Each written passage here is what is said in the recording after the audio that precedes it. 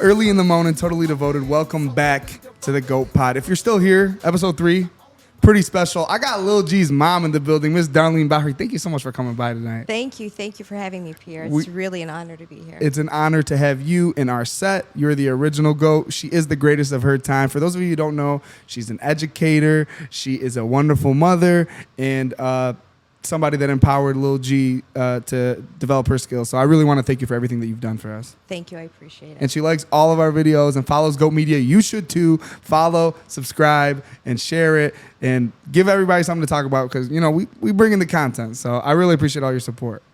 I'm very happy to support you. I don't like it. I love it, actually. You're the best. You're the best. It's so cool. And, you know, talking to you and getting to know you a little bit better, I feel like you know a lot about the way that women think and the way that men think. So I want to ask you just some follow-up questions on not only some stuff that happened last week that we talked about, but maybe some new topics. Are you cool with that? I'm cool. All right. So last week we talked about how I didn't know how to handle a situation where I publicly liked one girl in the friend group. She kind of like didn't want to talk to me. And then I had feelings for another girl in the friend group. And I didn't know if it was fair game for me to talk to her or not. Do you have an opinion on that? Okay. So, but the first girl knew you liked her? Yeah, and everyone else in the friend group kind of knew that I liked her. So it was kind of like an open thing. But we didn't go on a date. We didn't do anything. She just kind of gently patted me down. Yeah, I think you're totally fine to go. I'm in the clear? Yeah, I think so. Okay, cool. Well, update on the situation. The second friend also didn't like me. So we're 2 for 2. Oh, no. We're 2 for 2. It's okay. I'm looking for love. It's okay. You think I'll find it? I think you will. All right, thanks, Darlene. You're so charming, you will. Thank you. So I have a couple questions that I want to ask you before we get into the interview with our guest, Zach. And here's one of those questions. I'm 31 years old, kind of a geezer in the dating world. How young do you think it's okay for me to date or ask a girl out? Is there an inappropriate age that I can't touch or... Well, I wouldn't go more than 9-10 years. 9 or 10 years? Yeah. Okay. Yeah. You think that's healthy? I think it's okay. Yeah. I think it's okay if it's 3 years, 4 years, 5 years, 10 years. Okay. Like, it's whatever happens to be. Okay. So if she's 18, that you're not, is that okay? Or I'm 31? No, that's No. not okay. Hey, no. So there is a limit. I just wanted to make sure that there was a limit. I was giving you, like, I wouldn't go more than 10 years. Okay. Because I feel like you might not have really much in common after that. That's honestly really, really You'll true. be like a teacher to her more than a companion. Yeah. So me and G went to a birthday party over the weekend, and I met somebody. It's the first time I've ever been interested in a person that was closer to my sister's age, who's 12, than my age, 31. So there's a 19-year age difference, and she's like 8 years older than my sister, 8, 9 years older than my sister, and like 10, 11 from me. So it's deep waters. I don't know what to do. And do you feel like she felt there was like a mutual attraction? I don't know. I mean, we're conversating, but I don't know if she's really. How many years is it? Is it 10, 11, or is it 15? What is it? You know, we're anonymity. It's around 10. It's around 10. I'm okay with 10. Okay. All right. Fair enough. Can you keep me posted on it? I will. Will you think about coming back on the show? I will. Okay. Sounds good. Okay. And that leads me to my last topic, just for this quick conversation here. Sure. As we are just gaining a little bit of notoriety in the community and people are starting to know who we are and what we do, I kind of get a feeling that some girls, not saying that this particular girl is doing this, but I feel like some girls are maybe showing a little bit more interest so that I can kind of talk about it on the show. Or maybe they want to be kind of part of this movement subsidiarily. So how do I do a good job of like kind of seeing who is really here for me and who is here for the movement? Well, Pierre, just for knowing you the short time I have, I feel like you're a really good judge of character. Maybe. And I feel that you can see it. Like you'll know.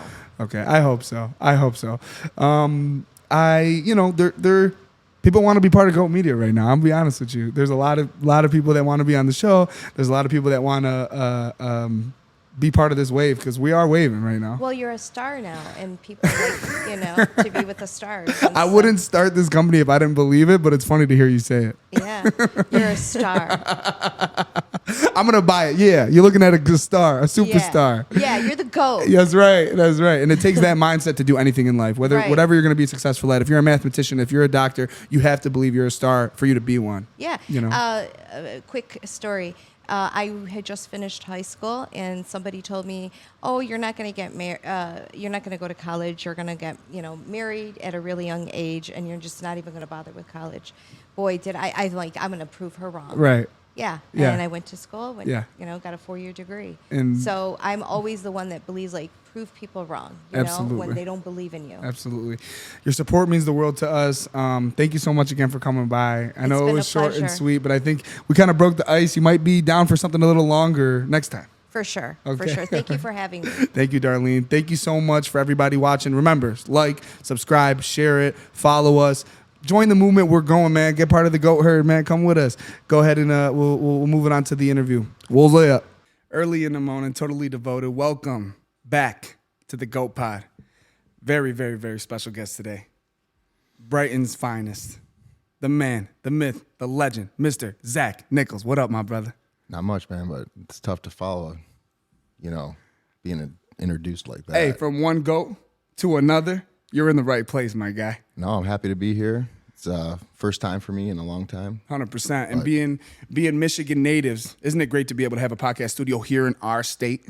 Absolutely. In our backyard? Yep. We can make badass content from anywhere. We don't have to be in LA. You don't have to be in New York. We can be right here in Michigan and do it big.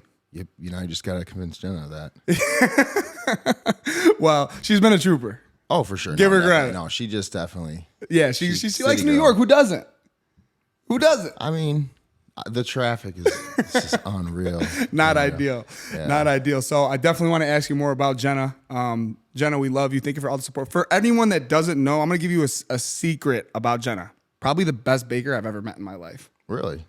Cookies, cupcakes, anything that she's ever given me has been unbelievable. All right, well, now I'm going to give you a fun fact is she actually does not like to bake. Really? Yeah, she likes to cook, but she does not like to bake. Really? I didn't know that because everything I've tasted has been awesome. No, she kills it, but she says that she doesn't like baking because baking is an exact science. Okay.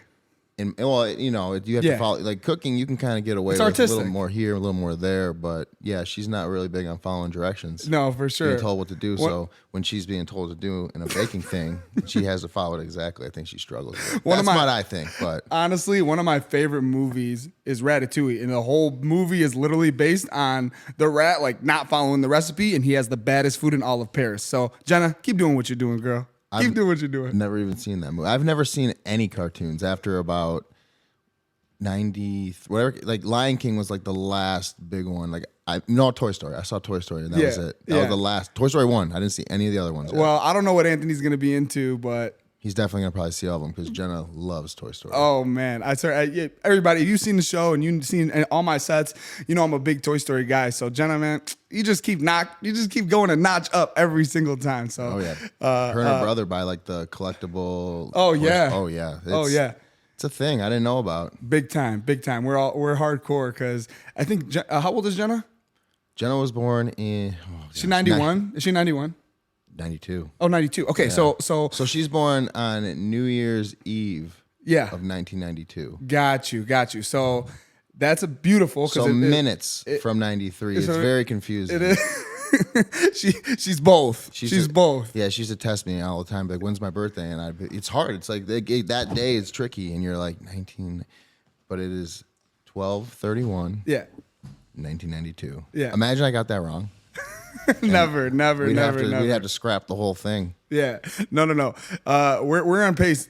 That fits what I'm about to say because people like us, like me and Jenna, were born in that era. We grew up with Andy. We were the same age as Andy when he went to camp, when he went to college. So it's just a special thing to be a Toy Story fan, and we'll get into it more. But we're here with Zach Nichols, the Brighton legend, the guy who was. I always think about the 50 line. Damn, homie. In high school, you was the man, homie, and you really were. So I peaked. That's when I peaked. Yeah, right. So tell us a little bit about your upbringing and your childhood, your family, and basically take me up to college. I mean, it's pretty simple. I was one of five. I had a younger brother, an older sister, and then two younger sisters. We grew up in Brighton, which is, I mean, suburb of, would you say, I guess Detroit, Ann Arbor. It's the middle of Metro Detroit and Metro Ann Arbor, like out there. Yeah, so it's, picturesque. It's like one of the, I'd say it's in the top 50 places in the United States you want to raise a family, in my opinion. Agreed. Maybe it doesn't fall on that list, but I would say so. So agreed a million times over. we had a big family. Dad's a small business owner. Mom she worked here and there, but stay-at-home mom. So life was good, man. And amen. We were always kind of just put into sports from an early age, and our dad was a big sports fan. So like we were a sports family. Like if you knew our family, you knew that we all played 2 or 3 sports. My mom and dad would run around like chickens with their heads cut off. And then, I didn't want to pay for college, so I just went and said, I'm going to get a scholarship, got a scholarship, and then I went and played football. Absolutely. From your sisters and your brother, excellence in athletics was an expectation for the Nichols family. Yeah, no, but my dad, his biggest thing was just like, if he went to your games, like he wanted you to be the most aggressive, hardest working person on the field. He didn't care about, well, he did care, and he would give you pointers and stuff. But as long as you were out there working hard, having fun, he was happy. Like there was a few times where he may have not thought my effort was there, right? And he let you know about it. Oh yeah, because it's like they're paying all that money to drive, and I get it now, but back then you're like, damn. But paying all that money to drive you places, and the work ethic for sure has transcended sports. And you gotta think, and I thank my parents all the time for making sure we knew what hard work was. Yeah. So for sure, so definitely. That's awesome, man. And so in high school, just so you guys know, Zach played basketball, football, track too. I did do track. Yeah. Yes. So we're talking about like a game away from the state championship. We're talking about playoffs in the basketball, straight dunking on them. He don't want to talk about it. I do, because you think of me like 3-4 years younger. Think about a freshman watching a senior just straight dominate at a level, and you took that confidence and you took it to Northern Michigan. Yep, I did, and I guess it helps though when I was an August birthday. So my parents were like, you know what? He can be the youngest one in one grade, or we can hold him back, and he can be the oldest one in the next. So I was the oldest one in my grade, and that was one of the best decisions they ever made for me, because for sure, my growth spurt hit in between my junior and senior year, and had I not been started late, that would have happened going into college. Right. But I honestly would have, if I go back and do it again, I wouldn't have gone and played football in college. 100%. Yeah. I would have probably gone to a small school, played basketball, and maybe then try to do track and football at like a very small school. Yeah. Why would you say that, Z? Just more games, man. Like for sure. Football is for sure. 9-10 games a season, whereas like if I could go and play a 30-game basketball season and then maybe do football or run track, now I get to compete way more. And when I look back on it, those are the things that like I miss, are like the games. Right. And honestly, basketball is my favorite sport. I played football because I thought I had a better chance to do it. And you did get a couple looks when you graduated? Yeah, but not enough. Nothing super serious, but still looks. A big deal at the NFL looks, level. tryouts, and then I went and played some arena football for fun. But like, I could have easily just done like 4 years at a Division III school playing basketball and just playing basketball, because I'm a basketball player at heart. That's my sport. For sure. So. Nothing like basketball. I get that. I really do. It's my favorite. I mean, I'll go out to take the trash out, and Jenna will text me 20 minutes later, like, what are you doing? Like, I got a basketball hoop in my driveway, and I'm like actually the old guy that uses it. Like, people probably drive by and they're like, dude, that guy's like doing ball handling drills and like shooting jumpers, like not just like a few shots, like 30 minutes until she's like, hey, you got to come in. Yeah. I know you have that. I know you have that weekly game, and I'm always just kind of hinting, like, yeah, man, I wouldn't mind playing. And we'll get you out there, dude. I'm just telling you, here's my thing about basketball. Is like I play once a week, pretty athletic group of guys, no doubt, and I'm tough, but I'm tough on myself. But like I'm like you could literally sit down with me and be like, let's diagram some football plays, and I'd be like, no, I really couldn't do much besides tell you what receivers, quarterbacks.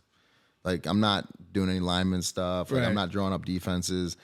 I literally went and played football off of the fact that I could just play backyard football, and that's all that it was. And my backyard, like a lot of kids, like their football skills don't transfer over from backyard to the actual game when they put pads on. Mine did. I played receiver, so it was just like almost like I was good at it, but it was easy for me. Yeah. But basketball was more of a challenge. Sure. And it was I was closer with I think the basketball players. Yeah. So Your athletic. I think that's a great point. Your athleticism in football is your skill, and then like the skill in basketball that you have to attain in addition to the athleticism. I know what you're saying. It is more of a challenge. Yeah, it's more of a challenge, and I just like playing the sport. And here's the thing, I hated two-a-days, man. I hated them. And it wasn't here. I didn't like putting pads on. For sure. I didn't mind hitting. I liked hitting, but I'm like, you get back there, morning practice is good, whatever. And then you got to put those sweaty ass pads back on your shoulders, and you're like, ugh. Yeah. And then it's 100 some degrees out, and there's dust everywhere.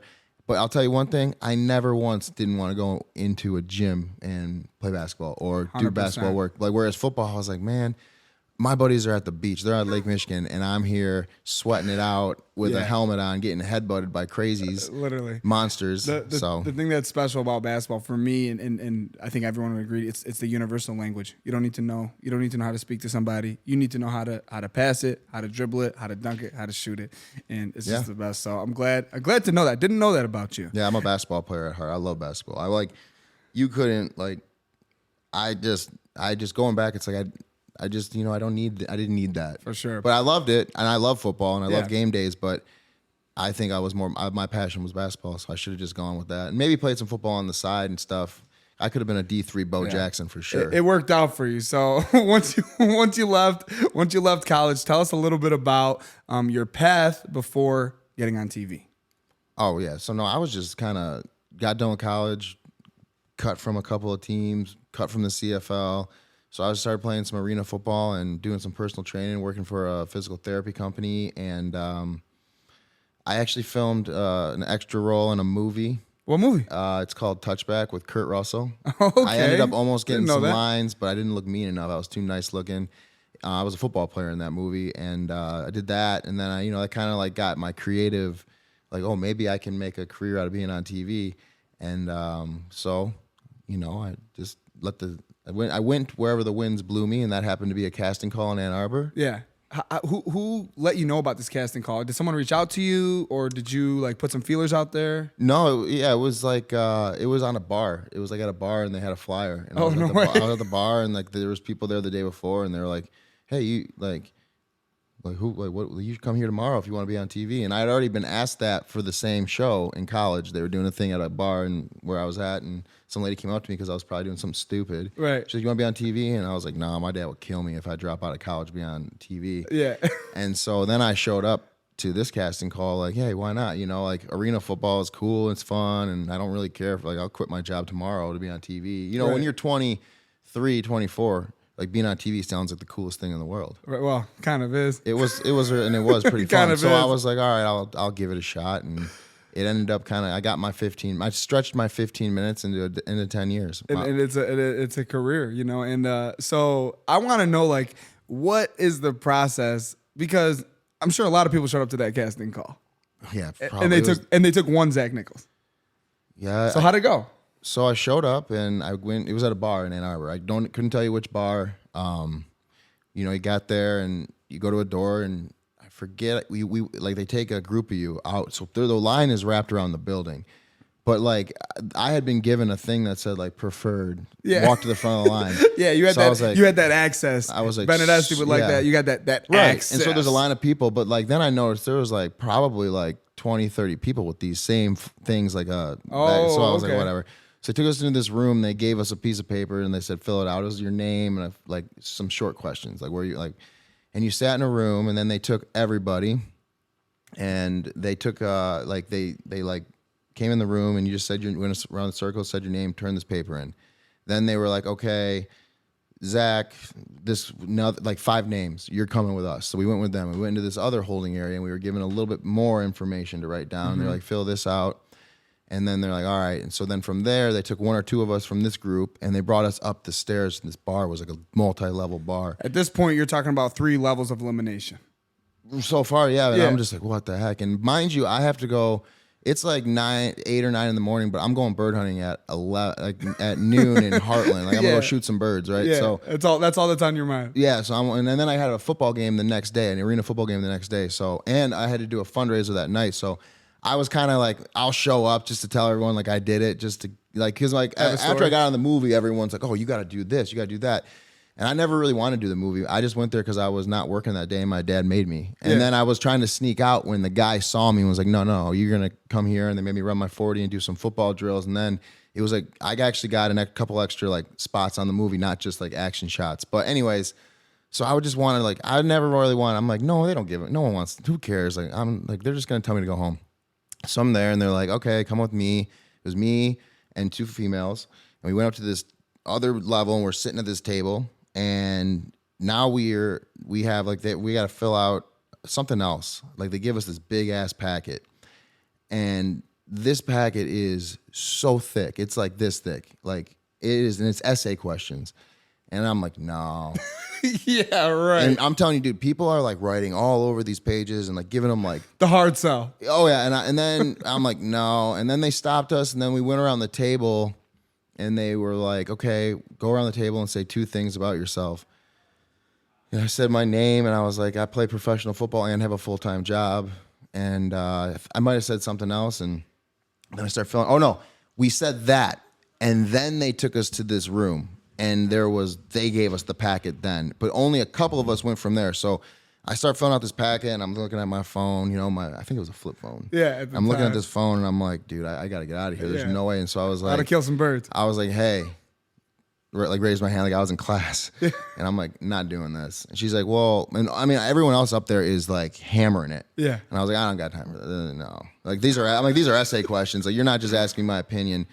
So then it was like, all right, go through the list, like try to fill out as many as you can before you have to leave. And I'm like, okay. So it was like, what do you think? Like it said, let us know what you think about like the current presidency. And I'm like, oh, impeach, next question. Like, yeah. Just not even filling this stuff out. I did not care because I was like, if I'm late to bird hunting, like I already spent like $200 to go. So I'm like, I'm wasting, Yeah, this was the lowest thing on your priority Yeah, list so I was like, time. here, honestly, I'm not doing this. I got to go. And she's like, well, are you interested in being on TV? I'm like, sure, Sure, yeah, call me. Right, yeah, I'm like, there's no way. Because I'm like, this is dumb. Like, I'm not filling all this out. So I leave. And I go bird hunting, and then I go at this fundraiser, and I'm like, I get this like, kept 818 is the number. Yeah. It's an 818 number, which is California. Yeah, it's LA. So I get this like 818 number calling me, and I'm like, what? So I go to the side, and they're like, hey, Zach, I'm not going to say her name because I don't know if I'm allowed to do that. Yeah. But I'm like, oh, cool, what's up? She's like, can you come back for an interview? And I was like, well, when? And she's like, well, could you come back tomorrow? And I'm like, well, I have a football game. I got to leave. I got to be in Saginaw by like 11. So that means I got to leave by 10. She's like, we'll give you the first spot. I'm like, all right. So 7 a.m. I get to They're reeling in. Yeah, 7 They're a.m. reeling in. I still remember. I get to this. It was like a Courtyard Inn Suites in Ann Arbor, like in between Ann Arbor and Ypsi, kind of. And I pull in and I park and I get there, and they just told me when you get there, just sit in the lobby. Someone will come grab you, and they did. They take me to a hotel room, and they sit me down, and there's a lady and a camera guy, and they're like, "All right, we're gonna just interview you. Just talk to us. Like, just sit down and talk." And they asked me. It was like a 2.5 hour interview, and I made her laugh a lot, so I was feeling good about it. Yeah. But then I left, and then I don't think I heard anything for like a couple of weeks, like a week and a half. So I was like, okay, whatever. I didn't get it. Yeah. Move on. So I'm still playing football. We're actually making a run to the championship in my league. We're in the IFL at that point. It was a local arena football league. And I get a call, and they're like, hey, can you be in Chicago like next weekend or whatever? And I'm like, yeah. I guess. I was still. I think you probably knew like something's happening a little bit. Right. Here. And so I was like, I knew I was half in, and I knew I was half like whatever. So now the funny part is now I go to Chicago. I take the train. Miserable decision. Should have just drove. That was so stupid to take the train. But like, I didn't want to like have to deal with it. So I get to Chicago, and they take me to this monster hotel, and I gotta wait in the lobby. But I'm not allowed to talk. The rule is I'm not allowed to talk to anyone. And this is like a hotel. Like it is like 40 some floors, like huge thing, and there's fountains going. And I'm sitting in this area, and I saw who turned out to end up being on the next season was Brandon Swift. Oh. I saw, and I didn't know at the time because I didn't know who he was. He didn't know who I was, but he was in that hotel lobby. Auditioning? Yeah. Oh, yeah. And so when they told me, like, you know, they were like, don't talk to anyone, it's because everyone else sitting there was probably auditioning. And I kind of picked up on that. So I was like looking around.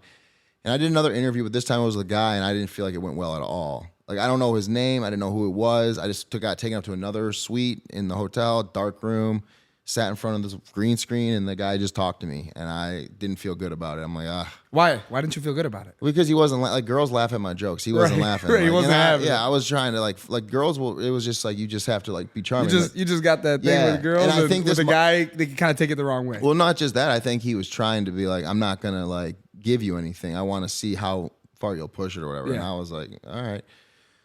2 more weeks go by, and all of a sudden they're like, okay, you gotta fill some serious paperwork out, and we need to interview like some family members. And you got to interview. Like, I had to make a home tape, which I kind of did, but then I was like, this is dumb. I'm not doing this. Like, I just didn't care. I was like, I don't want to make a home tape. I did some stuff. I filmed some stuff at work with my buddy, and I did some like stuff just walking around like a grocery store. Just eat whatever you could do easily. You did. And I didn't really put it. I didn't really like, because I'm like, if I get it, good. If I don't, I don't really care.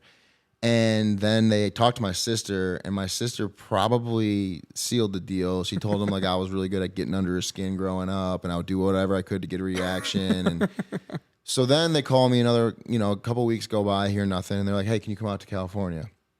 I was like, oh, okay.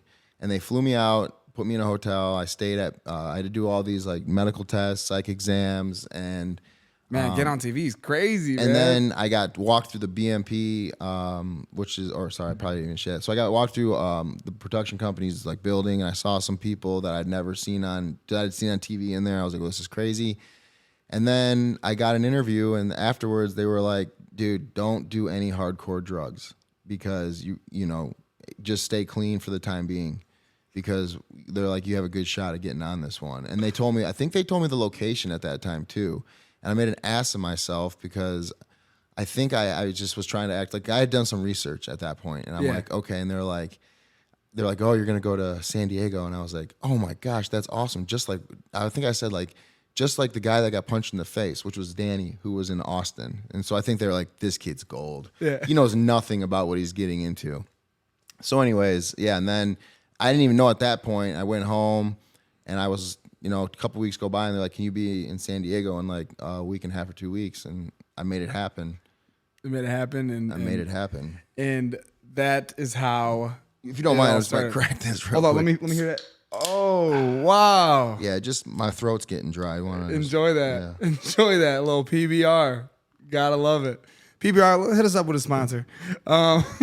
No, sip, please. But that's remarkable that it took that many steps. I mean, obviously they have to do their due diligence. They get one shot to film psych exams, a show like that. You know medical what I mean? exams. Oh yeah. Yeah. So yeah, that was, and I wasn't. I think they casted me because I was like the exact opposite of Frank. But, right. And so I think like they were like just because I don't think he joined right away. I think they found him, and then that's when they kind of. They're like, oh, how do we find the yin to this yang? Oh, he was definitely the centerpiece of that cast. Yeah. My next question was going to be, I know you had a great time in San Diego, but what is your overall feeling about the, I would say, energy in the house? I mean, it wasn't. I know it seemed rough and uncomfortable and awkward on national television, but it really wasn't always like that. Like that was like how some of the time that you saw was. But you got to remember, when you're filming 24/7, 7 days a week for 4 or 5 months, and think about it, an episode is an hour, and there's 24 of those in a day, and they try to put like a week or two into one episode. So there was a lot of good times, and like I remember a lot of good stuff. Like we always fought, and we argued, and we bitched at each other, and people disagreed on a lot of things, but at the end of the day, there were still so many good times, and I got along with everyone. And I just think like afterwards, I don't think everyone was it wasn't as hostile until we got out, and then it was like you gotta remember, when you get done with the real world, most of these people are normal people. Like and by normal I mean they have 450 followers, like the people they went to high school with, people they went to college with. Like if I saw someone back then that had like 2,000 followers, I'd be like, holy shit. Yeah, but you're famous. The night the show aired, in the first 10 minutes of the episode, I refreshed my Twitter on my BlackBerry. The BBM days? No, I was just on the internet. Like I would just click the internet and go to www.twitter.com because I didn't have a Twitter until after MTV was like, you got to make a Twitter. And in like 10 minutes, I got 5,000 followers, and I was like, whoa. Yeah.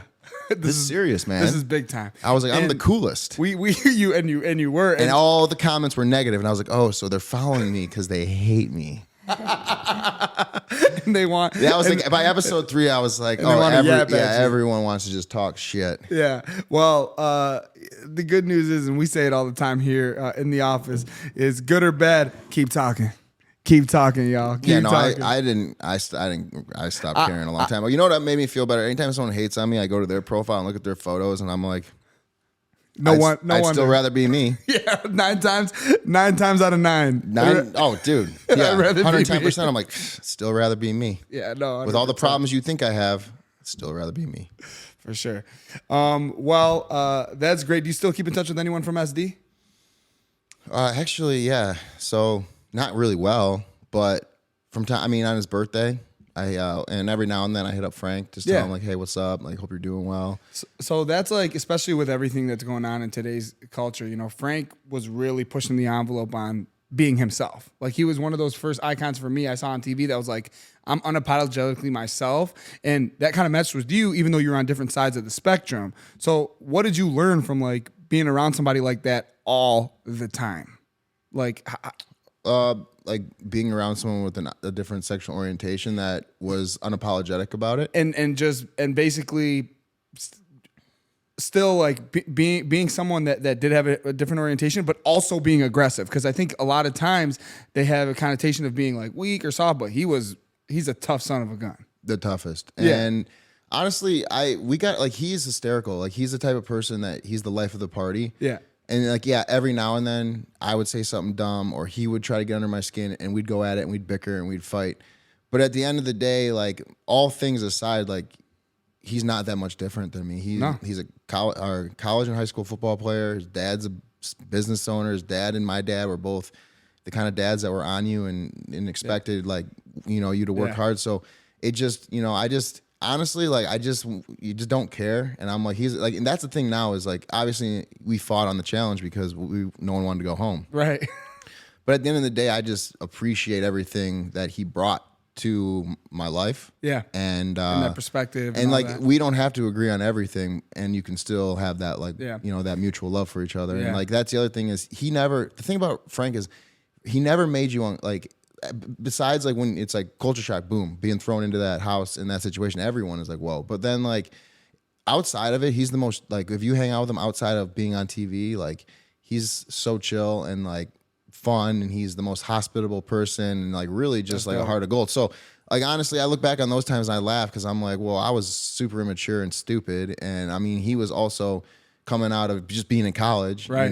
And like, I'll be honest with you, I thought I partied until I met him and Nate and Sam. I was like, I did not know how to party until I met them. They went hard in the paint. Yeah. And they just, it was impressive. Yeah, y'all had a crazy time. And we would see later on through the challenge that the guy is a competitor and doesn't want to go home, just like you said. Oh, he's a monster. Yeah. I mean, in that final, I'm going to tell you this right now. He wasn't even, afterwards, he wasn't even tired. And I'm like cramping up, getting up that dune. And he was like, I'm not even tired because Sam wouldn't allow us to run. And I'm just in my head, I'm like, thank God for Sam Frank, because I had another 20 feet in me before everything seized up. But he is an absolute machine. The only thing is, he just doesn't want to eat. Right. But who does? Who wants to eat the nasty stuff? So yeah, no, that's a tough one. Only Tony. only Tony. And CT. But I always say, like, if you get him into a final, he has a huge chance to win. The only person I would like, you know what I would like to see? Screw like the puzzles and the eating, and take all that out of there and just have him and Jordan do like a Iron Man, or like a You're gonna put him on a Jordan level. Frank? Yeah. Jordan would put Frank on a Jordan level. Really? Here's the thing. I don't think of Frank like that. Jordan to me is like, because you're talking about top of the challenge. I'm talking about Frank did one season and he won it and he ran it politically. It wasn't me. I'm an idiot. I used to play. My gameplay was sloppy until Vendettas, pretty much. One of my favorite seasons. I was like a bowling ball. I just didn't care. I was like, I'll go in. I don't care, because I did. I went in twice, won 2 elimination rounds, and won the show on my first one. So I was like, dude, I'm gonna make like hundreds of millions of dollars on this show because no one can stop me. And then I got the Rude Awakening. But you got to remember, so Frank did that season and won it. basically carried Sam through the whole thing. Then he went and did Rivals 2 and made it to the final and got second and lost to Wes and CT. And he had Johnny as a partner. And no offense to Johnny, but Johnny can't eat. Yeah. Wes and CT can both eat. You're talking about in their primes too. Wes and CT. I mean, shit. CT's been in his prime for 40 years, dude. CT's been like, dude. Anyways, and Frank got second. And that's dude.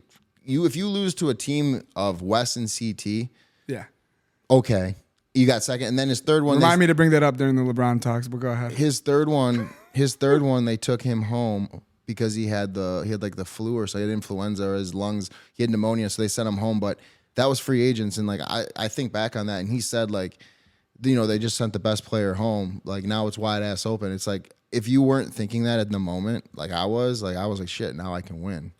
And especially after Jordan threw himself in, I was like, shit, now I really can win. Yeah. Because Jordan is a freak, but Frank, and I think if you ask Jordan straight to his face, who could beat you in a final, or who's as good of a runner as you, who's got a motor like you, he would say Frank. I would love to ask Jordan that question. Jordan, maybe we'll ask that question. Who knows? The only thing, the one thing is like the one thing that CT has on everyone, and why Frank might not beat someone in a final is because he doesn't like to eat. He'll force it down. He'll do his best, but if you can eat, there's a difference between getting by and actually eating. Yeah, I get by. I just push it down my throat and puke it up. CT and Tony like ingest it as a meal and use it to fuel themselves. It's insane. So now that we are getting into the topic of finals, to me, I'm sorry, I meant to ask to you. What is the part of the final that's the hardest that the viewer doesn't understand is the hardest? Well, it's different for everyone. Okay. So I'm just going to be straight up. First of all, I'm going to get this out because I laugh when I see it, but everyone's always like, oh, remember when you died in the final? Remember when you, and I laugh because I'm like, I may have cramped up. I may have gotten looked like I was gassed out, but guess what? I've never not crossed the finish line. Yeah. And there's a lot of mofos who have not gotten taken out on carts. Rogan. No, Paulie finished. He finished that one? Oh yeah, Paulie finished. Oh, I didn't realize that. Rogan, okay, sorry, Pete. I don't know. I can't speak. I think. Oh no, that was just Rogan got not taken a final. off. That was. But what I'm saying is I'll admit it. Listen, to be good at a final, you have to be good at exerting your body for at least 2 days without having proper nutrition, food, like water sometimes. Yeah. Or sleep. And I'm just going to, again, played sports my whole life. Since I was a kid that was like, I had to have a snack at halftime. I don't do well with not refueling. Without some fuel. And it's just not enough. So what I don't do either is I don't pace myself because I've always been a sprinter. So I just struggle in them. Yeah. Well, I mean, you didn't struggle that bad. You definitely got a lot done. And tell me, so how many challenges have you won? I only won one, dude. You just the one? Yeah. Okay. So I'm like not. So I never cared. Like I never thought like, am I gonna be the greatest of all time of the challenge? Am I gonna be? My thing was like, hell yeah, dude. I'm really just gonna have a good time with it. And I took some years off to do my own thing, get away from it for a while. I came back, and when I came back focused. I mean, I did really well. There's a few times where I was like, dude, screw this. Like I'm out. Like Final Reckoning, when I tossed myself in, I was like, I had to. Like, it got to a point where it was like literally going to come between, someone who I promised would never say his name. I told Tony day one on Vendettas when he was sick, I was like, listen, you're nobody's number one. You can guarantee that I will never say your name. And he was like, you got it. And like, that was one of the better gambles I ever made. But at the same time, I couldn't say his name a season later. And so I was like, I just gotta sit on this one. And here's the other thing too, is I also tend to play the fence. Whereas like I have alliances, I have deals with people, but I don't ever choose a side. I don't ever say, oh, there's 12 people. No, there's a few of them that I'm like, yeah, I got you, you got me, but I'm not making a deal with the whole group. Yeah. So I like to ride the fence. And it serves you well a lot of times. But it does. It's the way to go, especially if people don't want to go against you in elimination round. So they leave, which no one wants to see Zach. Right. In so they'll leave me alone for a while. Yeah. And I can do that. But I wasn't saying his name, so I spiced it up a little bit with that. But like, if I would have just played the game like I did in Vendettas or how I did in War of the Worlds 2, where I was just like, hey, listen, I'm here for the check at the end, and I didn't get involved in anything. I didn't fight. I gave them some good one-liners, and I competed. If you do that every season, like you got to give them something else. Like you got to be original. You got to give them some drama. So like, you know, you got to take one on the chin. But I never thought of it as like I want to be the greatest of all time. I was like, I didn't think it was going to become what it has become. I was like, hell, this is a great opportunity. I'm gonna have some fun. And then I won my first one, and then I thought I was gonna win the rest of them. And honestly, it's just been disappointment after disappointment from there on out. Like not winning every single one, I have a bad taste in my mouth.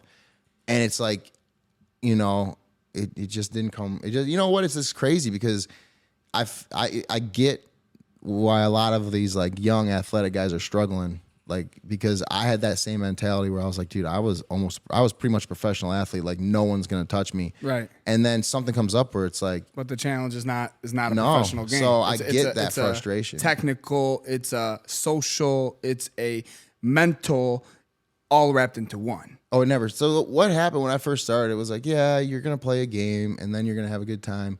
And then by the time I was getting old enough, and then the prize money started to go from like my first one I won like 70-some thousand, which is great. It was phenomenal. That's life-changing for a lot of people. Yeah, no, it's beautiful. So it was amazing. But like now people are winning like minimum of 250. It's like, insane. So that's when I was like, all right, I'm going to start like, so on the last couple of seasons I did, like I was on the challenge waking up at 3:30. You can ask, you know, the people who were there working the skeleton shift. I was up training. Yeah. I would train from like 3:30, 4 o'clock, straight on through. It was like an hour on the treadmill, hour of jump rope and weights, and then I would go into the pool and swim for a half hour to an hour, and then I'd run wherever we were. I'd run outside for a couple. Like Zach, come on, bro. We're talking about a lot of work. Were you doing all that? All that in the morning before everyone woke up. Then I'd make myself a breakfast because they would sometimes bring fresh food that you can cook. And then when everyone else is waking up, I shower and I'm going back to bed, sleep until 2.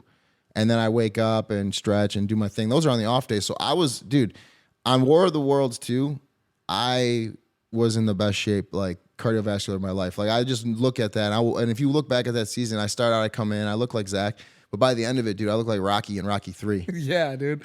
So I was like, I had abs like starting on my knees, going up through like the back of my head, like abs everywhere. Like I was just shredded because I was working. Because I'm like, listen, you're stupid to not be working at this point. I mean, you're already there. You're on a lot of money is on the line. You might as well be in the best shape possible. But I was gonna ask, does it not affect your performance when you're training so hard? Well, you know, I trained hard beforehand, but what I would always do is here's the thing. If you're big, strong, and explosive, you're going to be great in challenges. You're going to be great in eliminations. So I would always go in there with very little, like, I would run like hills. I'd run like 200s, 400s. I'd run like sprints up steps. But once I'd go in there and be as explosive and as strong and as powerful and as athletic as possible, because that's going to get you out of elimination rounds. That's going to get you challenge daily wins. Yeah. But after I got there, the whole mentality turned from that to like just three and a half hours of nonstop movement. So like my lifting there after after I took my break and came back was like strictly like 50 reps or more. My jumping rope, running, swimming. That's why like on War of the Worlds too, me and Ashley had the fastest swim time on the one challenge at the end. Like we beat Jordan and Tori. We beat all the other teams, but that wasn't. First of all, she had to swim faster than all the other girls, but like I was also like swimming and dragging her. So I was that was the best I've ever swum in my life, and just came up like 30 seconds short, dude. Yeah, man, tough one, but it seems pretty obvious you got the itch, brother. Oh yeah, no, I'd love to go back. Okay, but I also It's been said. I'd love to go back and compete, but I also love being a dad. Absolutely, and I want to get into that, into fatherhood. Does Jenna want to get back? Yeah, Jenna's coming back someday. Okay. She wants me to go back more than I want to go back. Yeah, she's a real one. I swear, she supports your dreams because. Well, here's the thing. I don't have it. It's okay. It's hard. Like going back and being like a challenge champion like is no longer something that I'm like, oh, it's my. Well, first of all, I already am a challenge champion. Exactly. And here's the other thing. Like I did it once, and then what did I get? I got a third. I got 2 seconds. So it's like, it's like a couple of silver medals. Got a gold. I got my gold, so I'm in the club. Yeah, I'm in the club. But what you talked about, the GOAT, like we're GOAT, greatest of his time. For those of you who haven't picked up on that, this is GOAT Media because we celebrate GOATs, right? You were the greatest of your time. However, you want to be the greatest of all time if the opportunity presents itself. Or am I hearing you wrong? Do you want that opportunity to be that? No, because here's the thing: to be the greatest of all time at this point, like, listen. I think you're still firmly in your prime. Firmly, No, bro. for sure I am. But here's the thing: you go and you do like so. The people that are who I would consider on Mount Rushmore, they've done 20 plus seasons. For me to do 20 plus seasons, that means I'm 40 by the time I get to that, right? Not only that, but now the competition. It's not that the competition is hard. It's just that there's more people coming at it. Sure. And then the other thing too is, if I started again, it would have to be a very, very unique cast for me to fit in socially and competitively. Because But you've grown.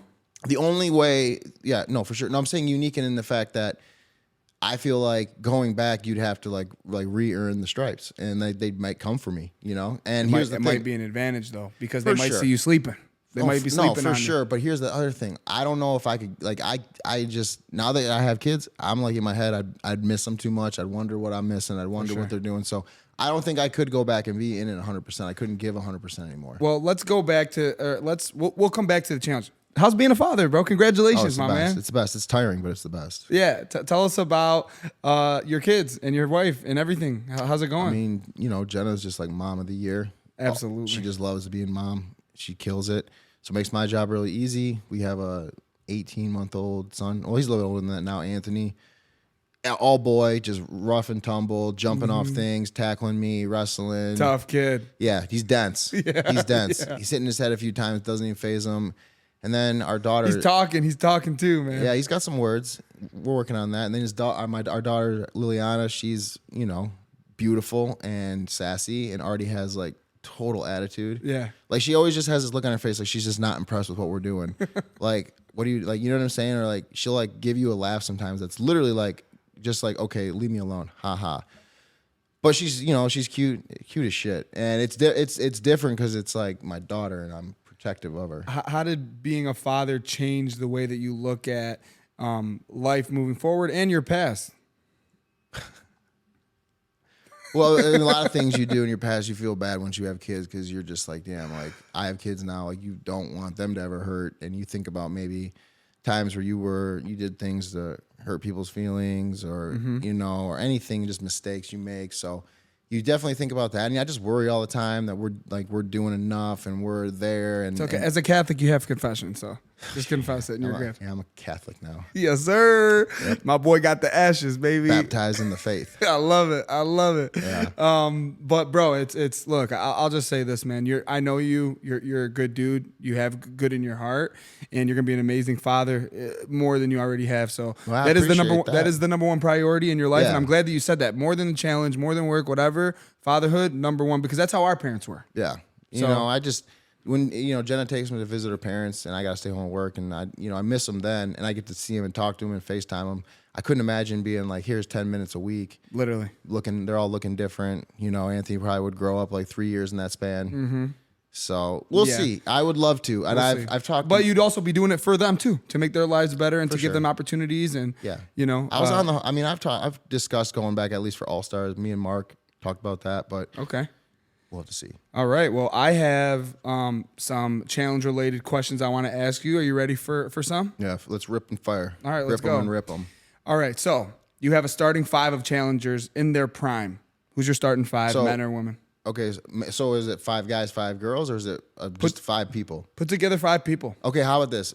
Am I on that team? Yeah, of course. Okay, so I'm gonna pick 4. I'm gonna pick 2 guys, 2 girls. I like that. I'm gonna pick CT Jordan on one side, and then my girls are going to be Jenna and Laurel. Jenna and Laurel. Cara, sorry. Cara will be my third. I know for she's sure. an honorable mention, but Yeah. Laurel's a tank. Well, I'm gonna take my wife because even though she can't eat, she really. Besides that, she's fearless. Like you'll be like, hey, we're gonna jump off this cliff in the middle of the night, and she's just like, okay.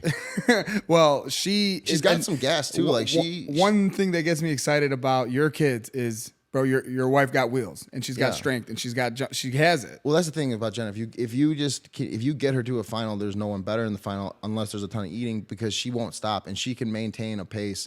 Just go, puts her head down, she won't complain, and she will never quit. And I think everyone already knows that. So yeah, that would be my 4. I like that. So we got Zach, we got Jenna, we got Laurel, we got CT, we got Jordan. I'm sorry, that's gonna be hard to find a better starting 5. That's pretty Yeah. solid. Okay, who is the most underrated challenger of all time?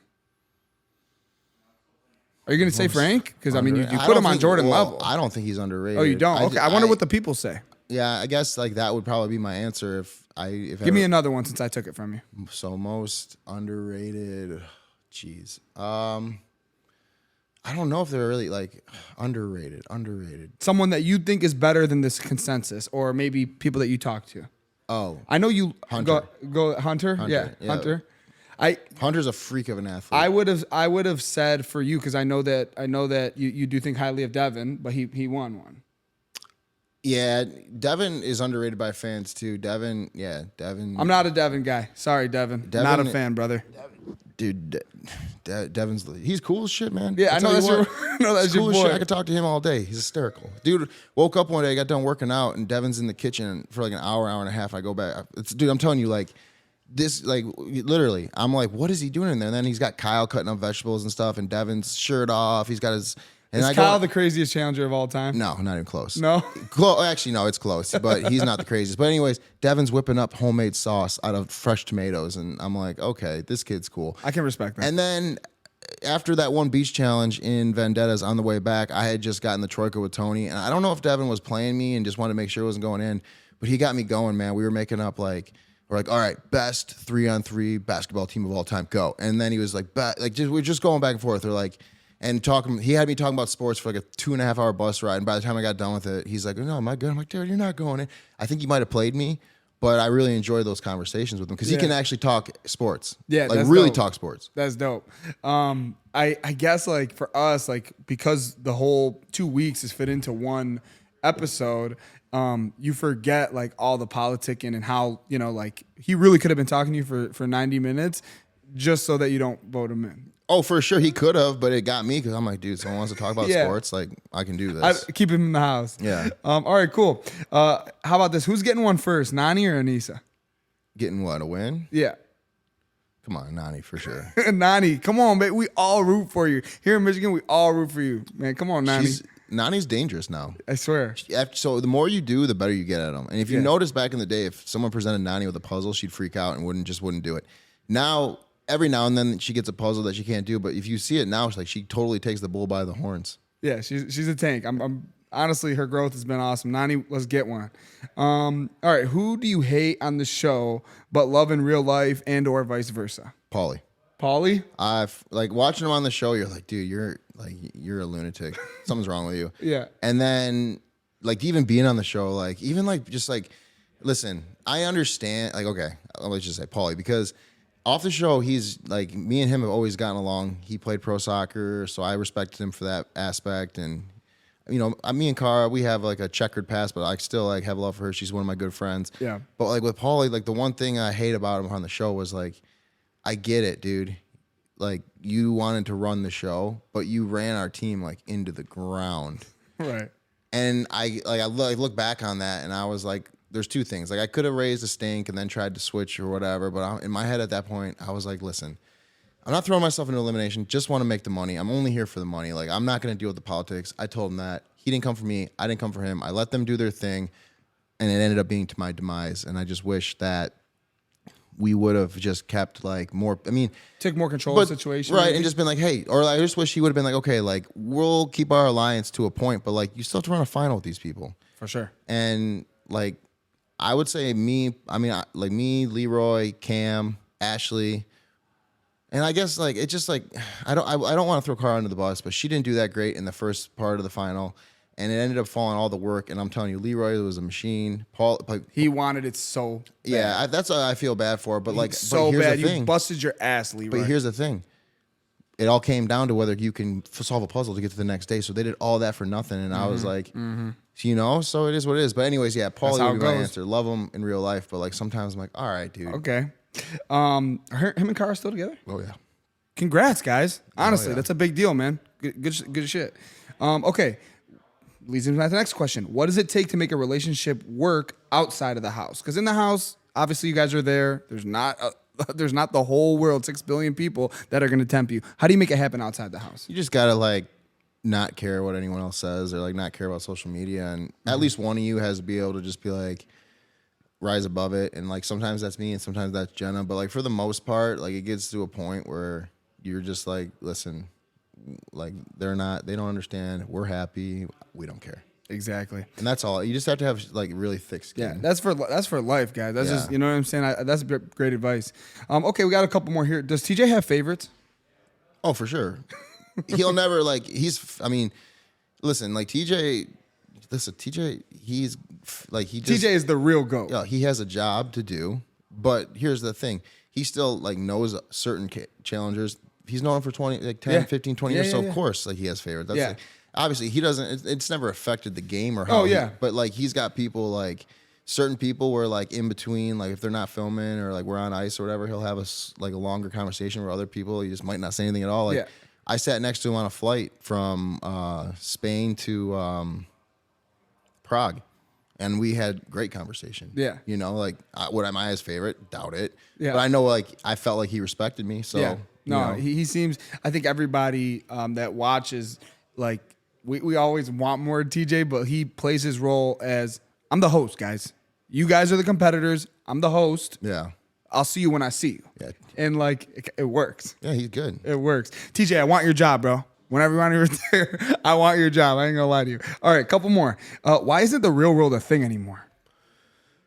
I think because it just got too hard to find people that like we're gonna like not see eye to eye on social issues, or like I guess maybe every situation was overplayed, maybe. Yeah. And maybe they just weren't getting the ratings. But the one thing that because it was like we grew up on like, oh, we're watching the real world when it comes out. Right. And but see, that's the problem is they casted people that they casted for the real world weren't casted for a competition show. But that's why they make such great competition characters. And I think what we're seeing, like if you're watching War of the Challenge World Championships right now, I'm sorry.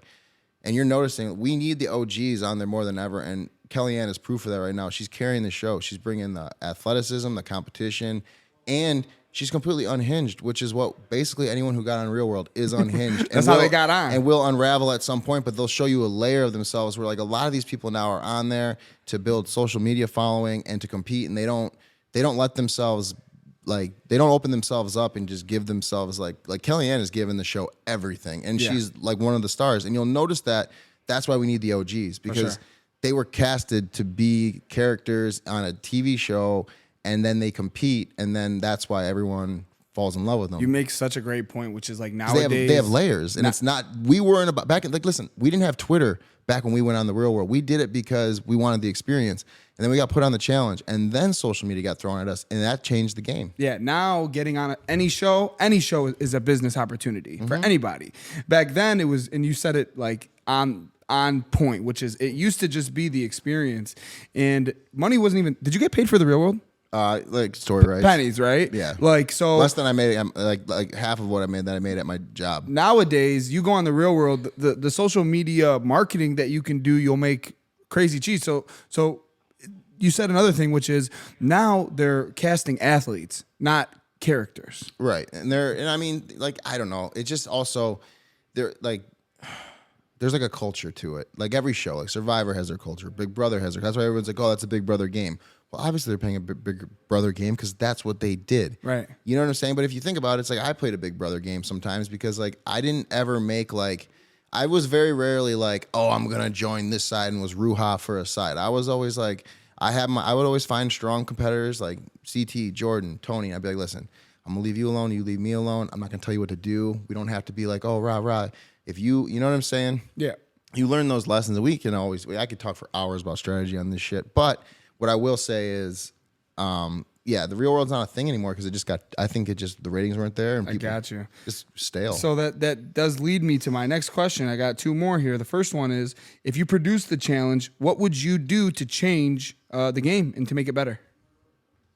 I mean, I would just cast much differently. I think everything I would cast differently. And then from time to time, I always think like, I think there needs to be a little bit more organization to the daily challenges where like, if you do a long, like you have to make it random and you have to have it test a big, like a wide range of skills. And so like, yeah, there's always one mini final, but like if you have a long running one, then you should also test a long swimming one. And you should also have one that involves like a sprint of a swim. Yeah. So that, like there's different things for everyone. And then obviously there's always one trivia, but I think I would add, like, I don't know, like they do a good job, but maybe some more like engineering ones that would cater to like actually building something, to move something. I don't know, but I'm okay with that stuff. I would just cast it much differently. Gotcha. Yeah. So in my summation, is you're saying like the show is doing a good job of kind of getting better and upping its game. I love the challenges. The challenge is always fun to watch, and they're always different.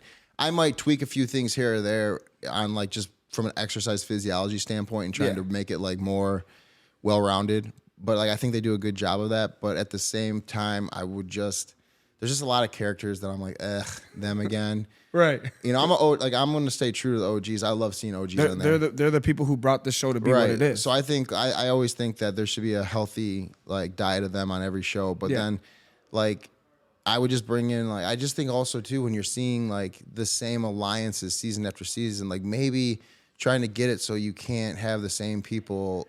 Like, I don't know, but that's all casting, and maybe that's people not being available or whatever. But my only thing is like the casting, and I'm not just saying, oh, I need to be on there because it's not me. Like I don't think I make or break a single cast except for the people who are from Brighton or who are like friends of mine. But like I'm talking like let's just see like more. I want to see Brad. Take.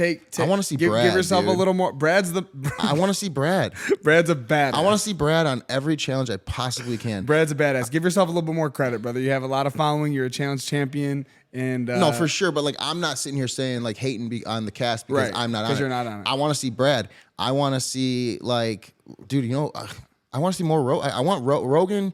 Rogan's a machine. Yeah. Honestly, Rogan is like my honorable mention to be on my team. That kid's an animal. Yeah. But I want Rogan back. I think Rogan and Josh, only got 2 seasons together. I'd like to see that. Josh was a monster too. Josh was a monster. Well, I say, you know what? Paulie caused more problems in 3 seasons than most people do their whole career, and then they ghosted him. I'm just like, I want Paulie back. What was that deal? Why were you guys not featured in that special? I don't understand. Oh, I have no idea. Like in the relationship part? Yeah, no, crazy. You guys, the story of the challenge cannot be told without these 4 people. Married with kids, and then Paulie and Cara been together through it all, and they don't make it. It's like, you know, but that's kind of like casting, right? But yeah, Paulie was on that, but I want to see Paulie in the show. Like Paulie mixes things up.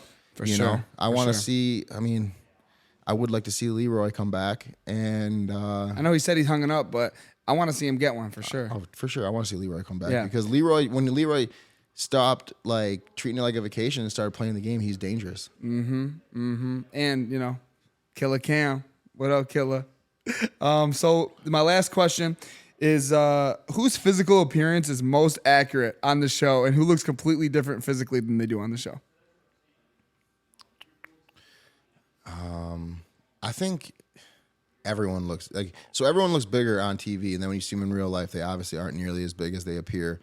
I think you could say that I look. So here's the thing: most of the people on the show aren't very tall. So if you're a tall person on the show, it makes you look enormous. So for example, like Theo's an enormous guy. I'm a big guy, but when you're standing like next to a guy like who's 5'9", 6'3" looks like 6'7". You know what I'm saying? And so I would say the bigger the guy, the bigger you're gonna think they are in real life. Or even like Laurel, for example, because she's so much taller than everyone. You're like, dude, they're gonna be so much taller, but they're not. They're not as tall. Like if you saw Theo or you like with me, like you know, we have friends who make me look small. Mm-hmm. So like, yes, I'm tall, but I'm not the biggest person. You know. No. For a lot of those, like most of the shows I was on, I was the biggest guy there. Yeah. You know, so I'm not as big as I appear on TV. Yeah. At all. Are you a hall brawl guy? No, fuck it. I hate that shit, dude. It's the worst. Do you want to like walk the next day? That's the real question. Like it's a tough challenge. I was a hall brawl guy before I did a hall brawl. Yeah. Because it's not even about like it's not like it's more of a it's a chess game that always ends in a concussion. Right. I don't want to ever do a hall brawl. No, it's literally crazy. So I think we're at a good spot. I mean, for me, I have so much more I can ask you, but hey, maybe I'll come back. I don't know. I'm kind of tempted to ask you to come back. I might come back. We'll just see if people want. Like, if no one likes, if everyone's like, "Oh, this was terrible," then I'll be like, "No." But if people are like, "Cool, like this was sweet, we want another one," I'll be like, "Yeah, I'll come back." I got talk about this stuff all day. I watch the show now. Yeah, big fan. I love watching it. I love talking shit on Twitter. Yeah, well, I'm sure everybody's gonna love hearing what you have to say because you're notoriously private. Very. You're notoriously closed mouth when it comes to doing podcasts. Why haven't you done any over the years? Because sometimes I would always, people say stupid shit and it pisses me off, and then I would say stupid stuff, and that's why. And I was just like, I don't want to be that guy. And then I was like, you know what? Like, I don't want to do it at all. And then, you're my buddy. You're from home. You were like, hey, I got this thing going on. So, of course, and it makes sense now. I appreciate it, bro. Well, it makes sense now because, like I said, I'm like out of it. So, like, everything I say, I don't think people are like, oh, he's old and senile. Yeah. Like, no one even responds anymore. But, like, good luck. Yeah. Good luck if you see this guy in the hall, bro. I promise you, it ain't going to end up well for you. Yeah, no. I always tell people I got 1 or 2 good hits left in me. But after I do those. You gonna save one for Fessy? Something's like, dude, I don't want any of that. He's a tank. Are you kidding me? He's a beast. Dude. He's an athlete. He's the real, like, people hate him, but that kid is an athlete. And let me tell you, anyone who can 360 dunk or dunk between their legs is a freak. And that's a whole different conversation. Personally, I feel bad for the kid. Yeah. Like, he gets so much hate, and it's like, I mean, that's a whole nother story. But listen. Maybe we'll cover it on the next one. Listen. Yeah, maybe. That kid, dude, he's an athlete. All right. Well, I think that's a good spot. That's a good spot to call it. My brother, thank you so much for coming through. It's been a pleasure. It's been a pleasure. Hopefully, we can do it again maybe another day. Hopefully. Yo, thanks for tuning in. Appreciate it. Follow Zach. Follow Jenna, both on Instagram. Follow Goat Media on Instagram and YouTube, Shorts, TikTok. And hopefully we'll be able to do more content, my brother. I really appreciate you. Thanks for having me. Wolves lay up.